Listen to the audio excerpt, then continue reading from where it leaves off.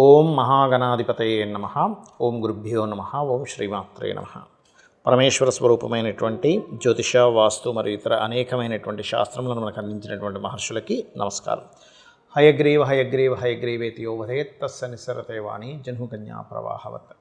అరుణాం కరుణాతరంగితాక్షీం ధృతపాశాంకుశపుష్పబాణచాపాం అనిమాదిభిరావృతాం మయూకైః అహమిత్యేవ విభావయే భవానీం. శ్రీమాత్రే నమః. ప్రేక్షకులకి ఆ లలితాంబిక అమ్మవారి యొక్క అనుగ్రహం పరిపూర్ణంగా కలగాలని మనస్ఫూర్తి కోరుకుంటూ మనం ఏదో చెప్పుకోబోయే టాపిక్ ఏంటంటే, కుజుడు దాదాపుగా ఒక 2 నెలల పాటు అంటే జూన్ ఆల్మోస్ట్ అంటే జూన్ 7వ తేదీ నుంచి 6వ తేదీ నైట్ నుంచి జూన్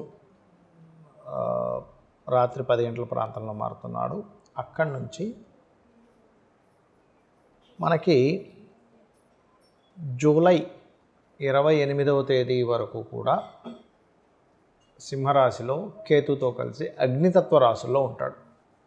ఈ అగ్నితత్వ రాశుల్లో ఉన్నప్పుడు మిగతా లగ్నాలు ఏవైతే 12 లగ్నాలు వాళ్ళు ఉంటారో మేషం నుంచి మీనం వరకు, అలాగే లగ్నం తెలియని వారి రాశి వారికి ఏ విషయంలో చాలా బాగుంటుంది, ఏ విషయాల పట్ల వాళ్ళు జాగ్రత్త పడాలి. అయితే ఈ విషయం గుర్తుపెట్టుకోండి, ఈ అంశాలు చెప్తుంది నేనైనప్పటికీ కూడా చెప్పేసిన సాక్షాత్ లలిత అమ్మవారికి భావిస్తూ మరొక విషయం ఏంటంటే, ఎఫెక్ట్ ఏవైతే చెప్తున్నానో నేను అవి మీ పర్సనల్ చార్ట్లో కనుక ఆ భావం, అంటే ఉదాహరణకి మేషం వారికి కెరియర్ విషయంలో జాగ్రత్తగా ఉండాలని చెప్పాను ఉదాహరణకి.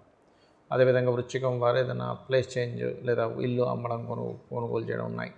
అక్కడ మీకు ఏదైనా బ్యాడ్ ఎఫెక్ట్ ఉన్నప్పుడు మీకు పర్టికులర్గా మీ పర్సనల్ చార్ట్లో ఆ పర్టికులర్ భావం కనుక గుడ్ ఎఫెక్ట్ ఇస్తుంటే అది ఏమీ ఇబ్బంది ఉండదు. ఇది చాలా క్లియర్గా అర్థం చేసుకోండి మీ పర్సనల్ చార్ట్లో.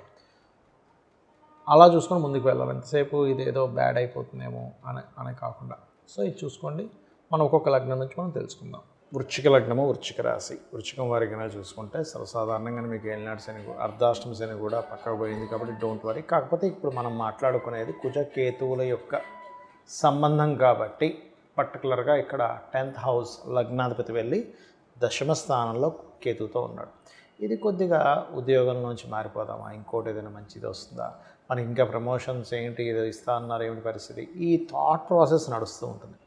అయితే ఇక్కడ ఎప్పుడు కూడా ఈ కుజుడు కేతువు కలిసి ఉన్నందుకు, కుజుడు ల్యాండ్స్ కారకుడు, 4వ స్థానంలో రాహు ఉన్నాడు, దాని మీద కుజుడు దృష్టి ఉంది కాబట్టి పర్టికులర్గా మీరు జాగ్రత్త తీసుకోవాల్సిన అంశాలు ఏమిటి మంచి కూడా చెప్తాను. ఇక్కడ మనం ఒక ల్యాండ్ అమ్ముతున్నాం లేదా కొంటున్నాం, ల్యాండ్ డీల్ చేస్తున్నాం, లేదా మధ్యవర్తిగా వెళ్ళి ల్యాండ్కి సంబంధించిన దాంట్లో మనం వెళ్ళాం.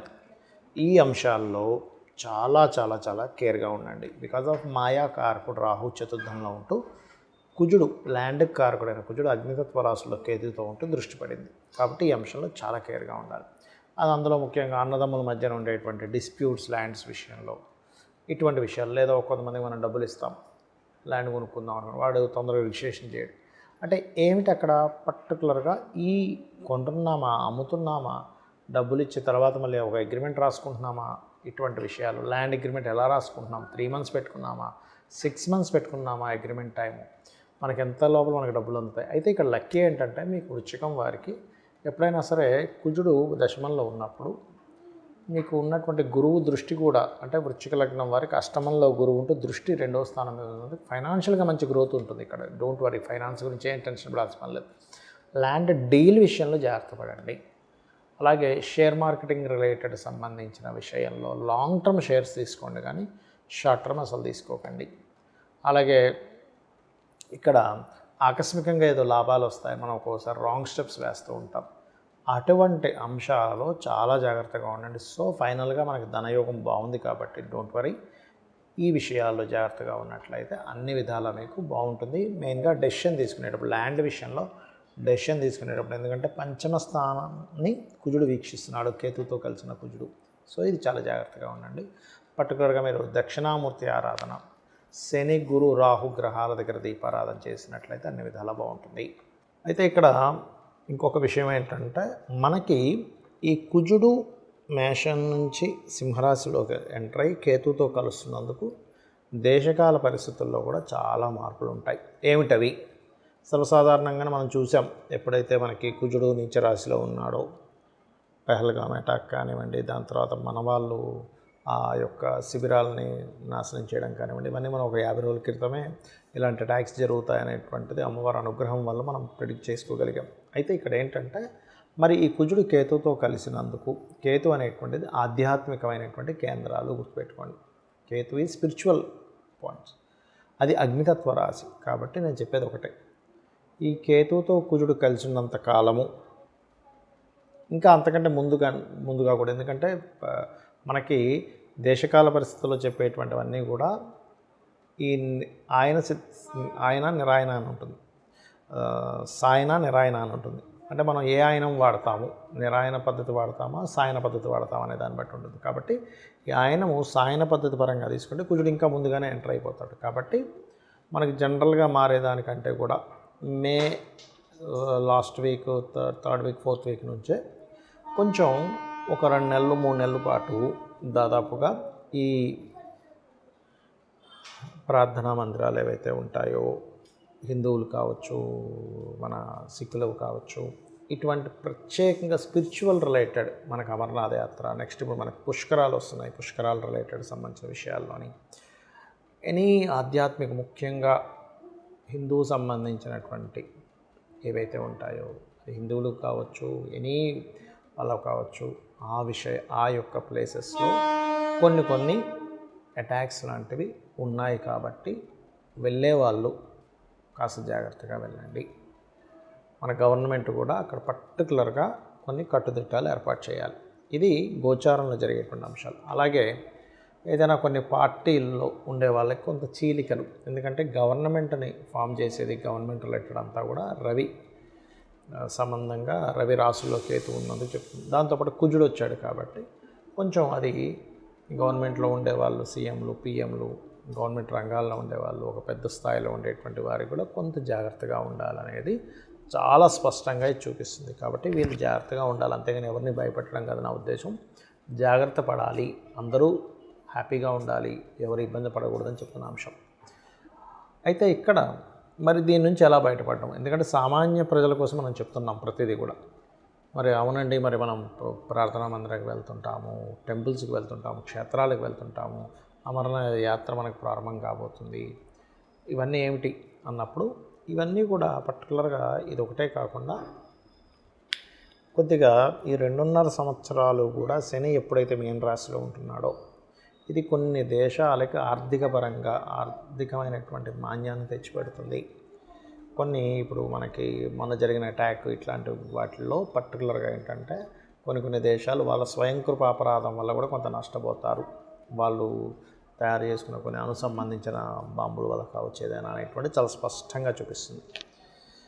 ఎవరికైనా సరే ముఖ్యంగా ఎటువంటి ఇబ్బంది కలగకుండా ఉండాలంటే కాస్త బయటకు వెళ్ళే ముందు ముఖ్యంగా గణపతి ఆరాధన, సుబ్రహ్మణ్యేశ్వర స్వామి ఆరాధన, కాలభైరవుణ్ణి తలుచుకోండి. ఓం గణాధిపతయే నమః, ఓం సుబ్రహ్మణ్యేశ్వర స్వామియే నమః, ఓం కాలభైరవాయ నమః అనుకోండి.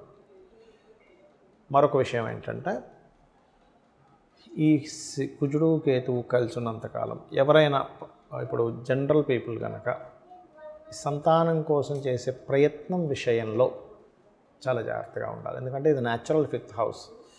చాలామందికి పాపం సంతానం ఉండదు, ఏమంటే మేము పలానా IUI కానీ IVF చేయించుకుందాం అనుకుంటున్నాం, ఈజ్ ఇట్ రైట్ టైం అని అంటే న్యాచురల్గా 5th హౌస్ సింహరాశి.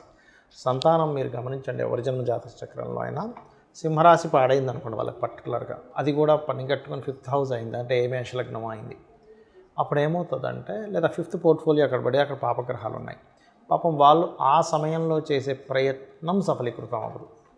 కాబట్టి ఈ యొక్క విషయంలో చాలా జాగ్రత్తగా ఉండండి. అయితే మనకి పర్టికులర్గా జూలై 28వ తేదీ నుంచి కాలసర్ప యోగం నుంచి కుజుడు బయటకు వస్తున్నాడు. సో ఎప్పుడైతే కుజుడు బయటకు వస్తాడో కాలసర్ప యోగం కూడా పోతుంది. ఇంకొక విషయం ఏంటంటే నేను చాలాసార్లు చెప్పాను, కాలసర్ప యోగాన్ని లేదా దోషాన్ని అనుకోండి మీ పర్సనల్ చార్ట్లో చూసుకోకండి. ఇదంతా దేశము కాలము సంబంధించినవి చెప్పాలి. సునామీలు వస్తాయని, భూకంపాలు వస్తాయి, అందుకే చూడండి అంత భూకంపాలు రావడం జరిగింది రకరకాల ప్రదేశాల్లో. అలాగే యుద్ధ సంబంధించిన ప్రభావం జరిగింది, ఎందుకంటే కుజుడు నీచంలో ఉండడం వల్ల. అందుకని అనవసరంగా కాలసర్ప యోగం ఉందని భయపడకండి. నేను మీకు గతంలో కూడా చాలాసార్లు చెప్పాను, మరలి ఇంకోసారి గుర్తు చేస్తున్నాను మీకు ధైర్యంగా ఉండడం కోసం. పర్టికులర్గా ఇక్కడ 180 మంది దేశాల ప్రజలకి, 180 మంది దేశాల్లో ఉండేటువంటి ప్రజల్ని పాలించేటువంటి ప్రెసిడెంట్లకి కాలసర్పదోషం ఉంది. మీకు కావాలంటే నేను మీకు ఒకసారి 180 దేశాల యొక్క వాళ్ళకి చూపిస్తాను. అంత దాకేందుకు మీరు ఎనీ నెట్లో కొట్టి వాళ్ళ డేట్ ఆఫ్ బర్త్లు తీసుకుంటే కాలసర్ప యోగంలోనే ఉంటాయి వాళ్ళ జాతకాలన్నీ కూడా. మ్యాక్సిమం 90% ఆఫ్ జాతకాలు. అంటే ఇక్కడ మనం అర్థం చేసుకోవాల్సింది ఏంటంటే కాలసర్పదోషం కేవలం కాలానికి సంబంధించిందే కానీ జన్మజాతకానికి కాదు. మరి జన్మజాతకానికి ఇబ్బంది పెట్టేటట్టయితే అంత పెద్ద ప్రెసిడెంట్ ఎట్లా అయ్యాడు, సీఎం ఎలా అయ్యారు, పిఎం ఎలా అయ్యారు అని అర్థం చేసుకోవాలి. మెగాస్టార్ చిరంజీవి గారికి కూడా ఉంది. సో ఇక్కడ మనం అర్థం చేసుకోవాల్సింది ఏంటంటే ఈ కుజకేతువుల యొక్క ప్రభావం మీకు పూర్తిగా తగ్గాలంటే సూర్య భగవానుని చూస్తూ అర్ఘ్యం వదలండి. అందులోనే గణపతిని స్కందుని చూసుకోండి. నవగ్రహాల్లో కేతు కుజ గ్రహాల దగ్గర దీపారాధన చేయండి. కాలభైరవ అష్టకం చేసుకోండి. గోవులకి క్యారెట్స్ గ్రాసము తినిపించండి. అన్ని విధాలా బాగుంటుంది. అందరూ బాగుండాలని మరోసారి అమ్మవారిని కోరుకుంటూ శ్రీమాత్రే నమః.